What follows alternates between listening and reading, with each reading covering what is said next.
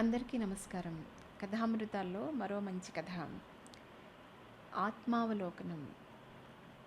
వ్రాసినవారు జొన్నలగడ్డ రామలక్ష్మి గారు. భయం చిత్రమైనది. అది తాచుపామునే కాదు, బొద్దింకను చూసినా రావచ్చు. తుపాకీనే కాదు, గులాబీని చూసినా పుట్టొచ్చు. రాక్షసుడినే కాదు, సాక్షాత్తు కన్నతల్లిని చూసినా కలగొచ్చు. నా భయం ఇప్పుడు అమ్మని చూసినందుకే. అందులో ఆశ్చర్యమేం లేదు. నేను మా ఆవిడ మహాలక్ష్మితో గొడవ పడితే చాలు, అయిన వాళ్ళందరినీ వదులుకుని మన ఇంటికి వచ్చింది. ఇంటి పేరు మార్చుకుని మన మనిషి అయింది. దాన్ని నేను కన్న కూతురులా నువ్వు నీ చెల్లెల కంటే ఎక్కువగా చూసుకోవాలి. అది మంచితనం కాదు, మన బాధ్యత అని మందలించేది అమ్మ. ఆ రోజు నేను మహాలక్ష్మితో గొడవపడి రాత్రి విడిగా హాల్లో పడుకున్నా. ఒక రాత్రి వేళ ఎవరో తట్టి లేపినట్లయింది. మహాలక్ష్మి అనుకుని విసుక్కుంటూ కళ్ళు విప్పా. చూస్తే అమ్మ. అది అమాయకురాలరా. ఉత్తపుణ్యాన దాన్ని సాధించడం తప్పు.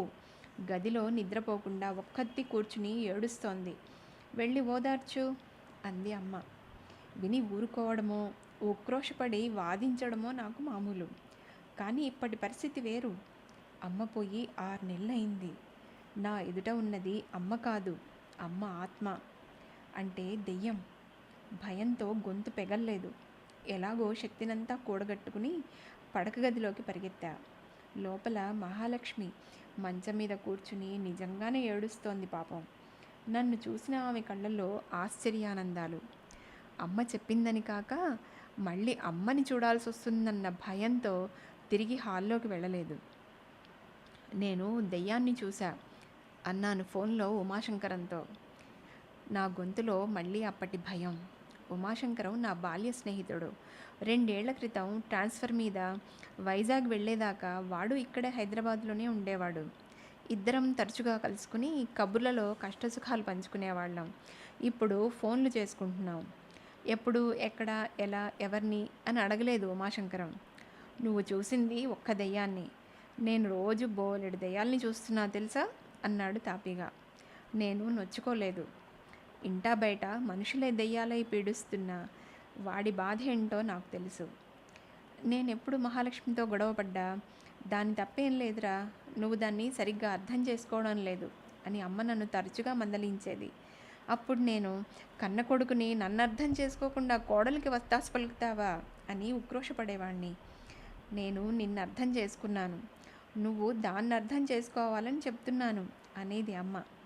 ఇంట్లో నాకు తల్లి సపోర్ట్ కూడా లేదని ఉమాశంకరానికి చెప్పుకునేవాడిని తరచుగా. వాడు నా బాధ విని మగాడికి పెళ్ళయ్యాక అసలు కష్టం ఏమిటో తెలుసా? అమ్మకి ఆలికి పొసగకపోవడం. వాళ్ళిద్దరూ ఒకటైతే జీవితం స్వర్గమే, అందుకు సంతోషించాలి నువ్వు అనేవాడు. వాడలా అనడంలో ఆశ్చర్యం లేదు. వాడి అత్తారిది హైదరాబాదు. పెళ్ళాం తల్లిదండ్రుల గారాల కూతురు. వంట రాదు, నేర్చుకోదు. అత్తగారు వంట చేస్తే వంకలు పెడుతుంది. ఇంటి పనులు చెయ్యదు, చెయ్యాలనుకోదు. ఇతరులు చేస్తే వంకలు పెడుతుంది. ఇంటికి భర్త తరపు చుట్టాలు వస్తే పుట్టింటికి వెళ్ళిపోతుంది. అది ఉమాశంకరం తల్లి వర్షన్. వాడి తల్లికి పెత్తనం కావాలి. మొగుడికిలాగే కొడుకుని గుప్పెట్లో ఉంచుకోవాలనుకుంటుంది. కోడల్ని వంటింట్లోకి రానివ్వదు, ఇల్లు సద్దనివ్వదు. కోడలికి డ్రెస్సులు ఇష్టమైనా చీరే కట్టాలంటుంది. నైటీతో పడకగది దాటి బయటికి రాకూడదంటుంది. వేడుకలకి పుట్టింటి పిలుపొస్తే పంపడానికి పెద్ద రభస చేస్తుంది. అది ఉమాశంకరం భార్య వర్షం. వాడి మీద ఆధిపత్యం కోసం రోజు ఆ ఇద్దరికి రామరావణ యుద్ధం జరుగుతూ ఉంటుంది ఇంట్లో. ఇద్దరికీ తనంటే ఇష్టమని తెలిసినా ఉమాశంకరానికి ఆ ఇద్దరు రావణులే అనిపిస్తుంది తప్ప ఏ ఒక్కరూ రాముడు అనిపించదు. చిత్రం ఏమిటంటే ఆ హోరాహోరీ పోరాటంలో అత్తాకోడళ్లలో ఏ ఒక్కరికి చిన్న గాయమైనా కాదు.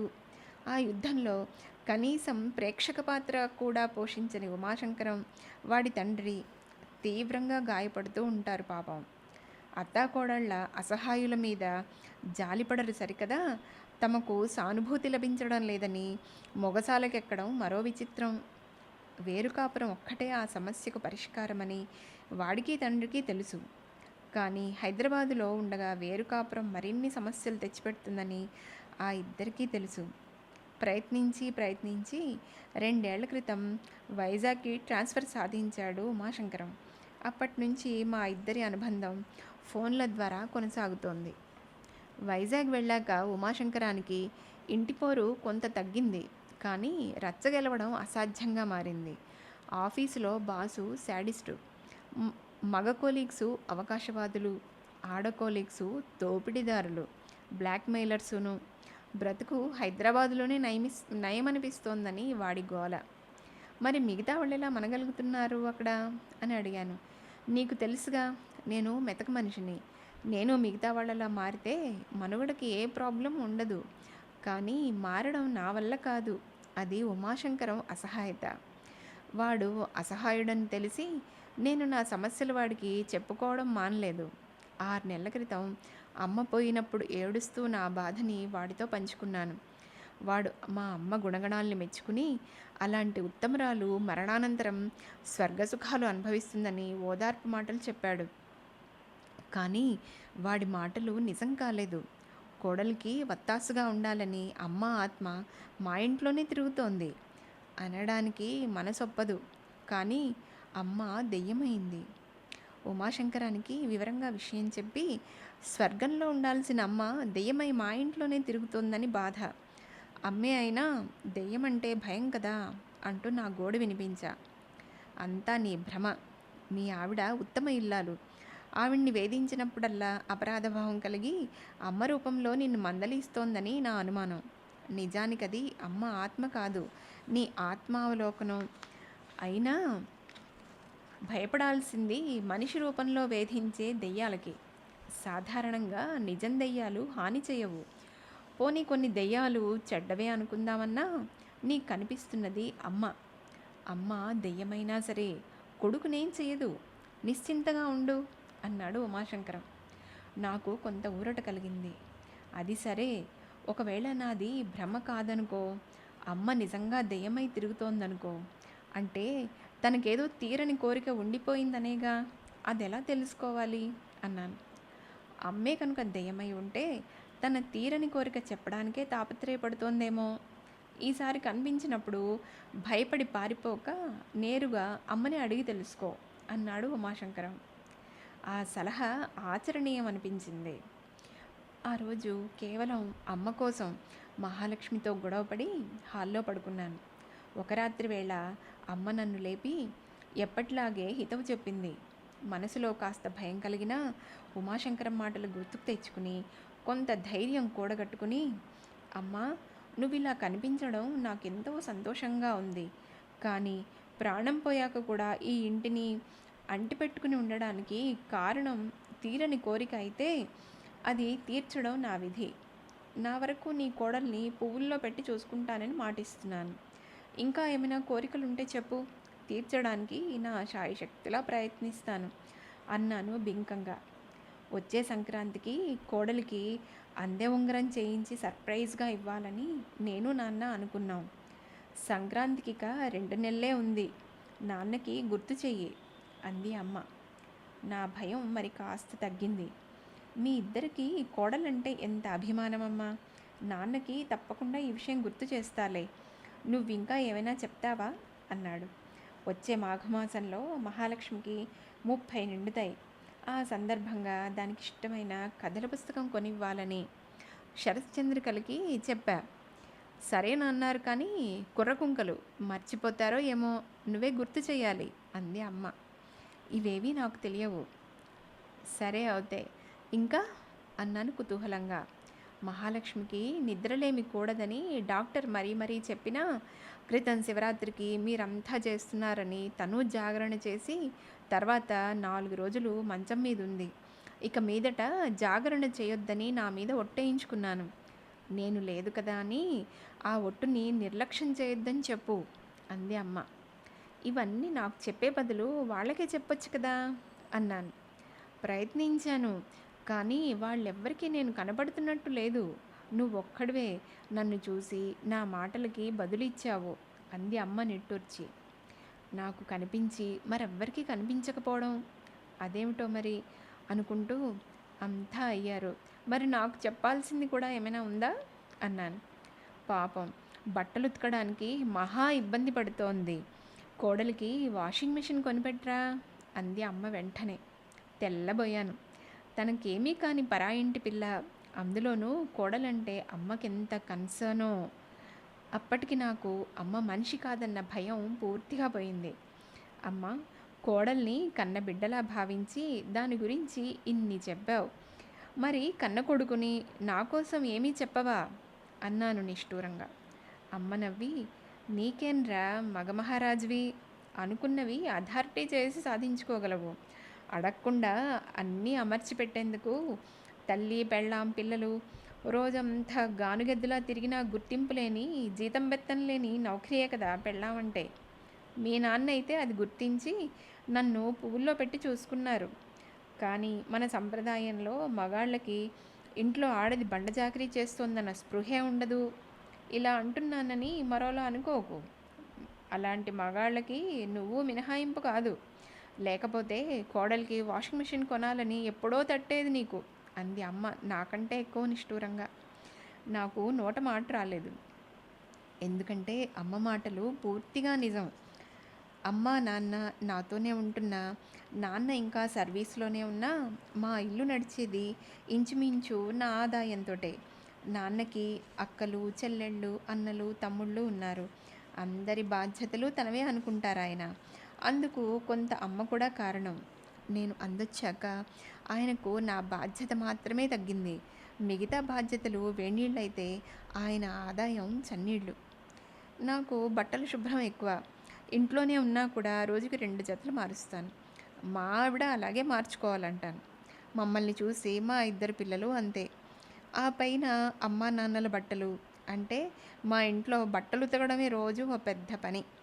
బయట ఇద్దామంటే హైదరాబాదులో ఉతికిన బట్టలు ఇస్త్రీ చేసేవాళ్లే కానీ ఇంటికొచ్చి మాసిన బట్టలు తీసుకెళ్ళి ఉతికి తెచ్చేవాళ్ళు లేరు. డ్రై క్లీనింగ్కి ఇద్దామంటే ఆ దుకాణాల ధరలు నా ఆదాయానికి చుక్కలు చూపెడతాయి. పని మనిషి ఉతుకుతుంది కదా అని అందుకడిగే ఎక్స్ట్రాలు, అదుపు తప్పే వాషింగ్ పౌడర్ల వాడకం బేరీజు వేస్తే డ్రై క్లీనింగే నయం. అందుకు సిద్ధపడ్డా. ఇస్త్రీ వాళ్ళు పని మనిషి ఉతికిన బట్టలు చూసి మాసిన బట్టలు ఇస్త్రీ చేయం, ఉతికించి ఇవ్వండయ్యా అనేవారు. అమ్మకి 6 ఏళ్లుగా నీళ్ల ఎలర్జీ. గిన్నెలు తోమినా బట్టలు ఉతికినా క్షణాల మీద చేతులు ఒరిసిపోతాయి. మా పిల్లలిద్దరికీ చదువు హోంవర్కు, ఆటలు టీవీ. మహాలక్ష్మికి పాపం ఏ పనిలోనూ సాయం చేసే అవకాశమే లేదంటారు. నాకు పేపరు ఆఫీసు. నాన్నకి అంతే. మనసుండే మార్గం ఉండకపోదు, కానీ ఇల్లాలి మీద ఉన్న మనస్సు ఇంటి పనుల మీద ఉండకపోవడం మన దేశంలో మగ మహారాజులకి సహజమే కదా. అందుకని మా అందరి బట్టలు ఉతికే పని మహాలక్ష్మికి తప్పనిసరైంది. ఆమెను ఉత్సాహపరచడానికి అందరం తన సహనాన్ని, త్యాగాన్ని, శ్రమని అదే పనిగా పొగుడుతూ అడపాదడపా జాలి కూడా పడుతూ ఉండేవాళ్ళం. మన పౌరులు రాజకీయ నాయకుల్ని భరిస్తున్నట్లే ఆమె కూడా మమ్మల్ని ఆప్యాయంగా గౌరవంగా భరిస్తుంది. వాళ్ళకిలాగే తను అసహాయంగా తిట్టుకుంటూనూ ఉండొచ్చు, కానీ రాజకీయ నాయకుల్లాగే మేము ఆ విషయం ఆలోచించాం. మహాలక్ష్మి బట్టలు ఉతకడానికి వేడి నీళ్ళు గీజర్ నుంచి తీసుకుంటుంది. ఆ గీజర్ స్విచ్కి ఆ మధ్య లూజ్ కాంటాక్ట్ ప్రాబ్లం వచ్చింది. ఆన్ అయినట్లే అయ్యి వెంటనే ఆఫ్ అయిపోతుంది. మెకానిక్కి ఫోన్ చేస్తే చేయేస్తే 150 అన్నాడు. చాలామంది మగాళ్ళకి లాగే నేను కూడా ఇంటి అవసరాల విషయంలో మహా పొదుపు.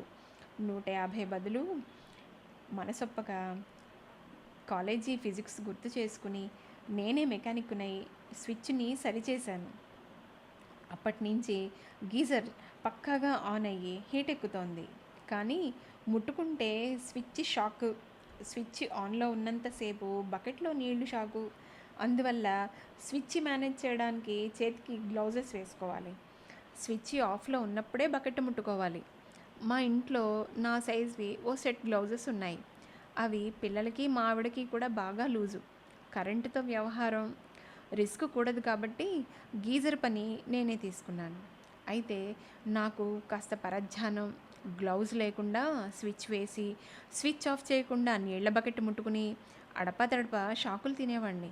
అలాంటప్పుడు మా ఆవిడ గావు కేకలు పెట్టి కరెంటు కంటే పెద్ద షాక్ ఇచ్చేది.